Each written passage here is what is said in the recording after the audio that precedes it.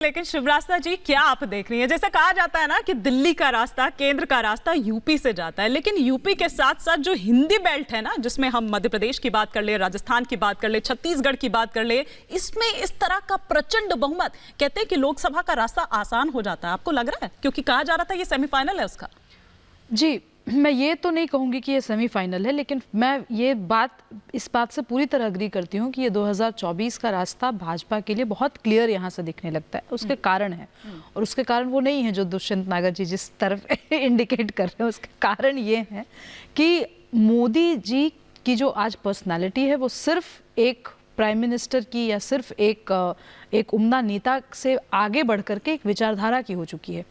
और इसी वजह से आप देखिए कि उन जगहों पर जहां पर कांग्रेस बहुमत में थी, जहां पर कांग्रेस ने बकायदा सरकार चलाई, और मैं ऑन रिकॉर्ड कई बार कहती हूँ, फिर से कह रही हूँ, कुछ कुछ अच्छी स्कीम्स चलाई, उसके बावजूद भी अगर मोदी मैजिक काम कर रहा है, मोदी का फैक्टर इतना बड़ा फैक्टर बन के उभरा है, तो मुझे लगता है कि इस आकलन में राजनीतिक विश्लेषण के अलावा सामाजिक विश्लेषण को लाना बहुत ज़रूरी है।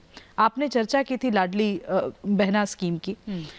देखिए, शिवराज जी ने शुरू से लेकर के, जब उनकी पहली पारी थी तब से लेकर के आज तक, उन्होंने कभी भी महिला वोटर्स को और महिला जो सिटीजन्स हैं उनको उन्होंने कभी भी हल्के में नहीं लिया। लगातार एक कॉन्स्टिट्यूएंसी डेवलप की, और वो एक ऐसी कॉन्स्टिट्यूएंसी है जो सिर्फ शिवराज जी के लिए नहीं है, वो भाजपा के लिए भी अब रहेगी, क्योंकि ये संगठनात्मक स्ट्रक्चर पार्टी का ऐसा नतीजे ये बता रहे हैं कि अब तो महिलाएं ही मैंडेट तय कर रही हैं। बिल्कुल। मैं थोड़ा सा करेक्शन करना चाहूंगा। हाँ। देखिए, तेलंगाना में भी प्रधानमंत्री के चेहरे पे चुनाव। मैं आ रही थी तेलंगाना पर, मैं बोलने दीजिए दुष्यंत जी। एक बार कंप्लीट करने देते हैं। तेलंगाना में आपको बहुत बहुत बधाई कि आप जीते। आप ये बात समझिए कि इसके बाद, आज तेलंगाना की जीत के बाद आपके इंडी अलायंस पे इसका क्या असर पड़ेगा, एक बार जरूर सोचिएगा। क्योंकि मैं लगातार कहती आ रही हूं कि ये लड़ाई कांग्रेस बनाम भाजपा नहीं है, ये भाजपा बनाम रीजनल सत्रप है। अब आपका जो अहंकार है कांग्रेस का, जो नॉर्थ इंडिया में आपने दिखाने की कोशिश की कि भाई समाजवादी पार्टी को हम कुछ नहीं समझते, हम बसपा को कुछ नहीं समझते, हम किसी भी और पॉलिटिकल पार्टी को कुछ नहीं समझते, अब वो उस अहंकार के साथ आप साउथ इंडिया की कितनी पार्टीज को लगातार साथ लेकर चल पाएंगे, ये बहुत बड़ा फैक्टर होगा। इनफैक्ट मैं एक चीज में ऐड करना चाहूंगी, जो शायद एनालिस्ट इस बात से कतराएंगे कहने पर, ये एक्चुअली कांग्रेस के एक स्ट्रैटेजी की जीत भी है एक तरीके से। कांग्रेस हमेशा से इस चुनाव में चाहती थी कि बीजेपी बनाम रीजनल सत्रप ही हो, क्योंकि जब रीजनल सत्रप आगे बढ़ेंगे तभी जाकर के कांग्रेस कहीं न कहीं अपना अस्तित्व दिखा पाएगी। और ये काम उन्होंने साउथ इंडिया में तेलंगाना की जीत के साथ किया है।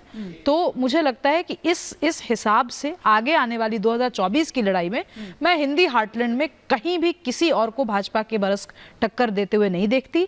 और मैं जो लगातार कह रही हूँ वो मैं उस बात पर कायम हूँ कि साउथ इंडिया में भाजपा बनाम रीजनल पार्टीज का क्या अस्तित्व होने वाला है, इस पर ही आगे का विश्लेषण मैं करना चाहूँगी। इस पर मैं क्विक रिएक्शन, और शिवराज जी के विश्लेषण पर मैं रेणु जी का एक क्विक कमेंट चाहूंगी। फिर मैं बड़ी खबर का रुख करूंगी। रेणु जी।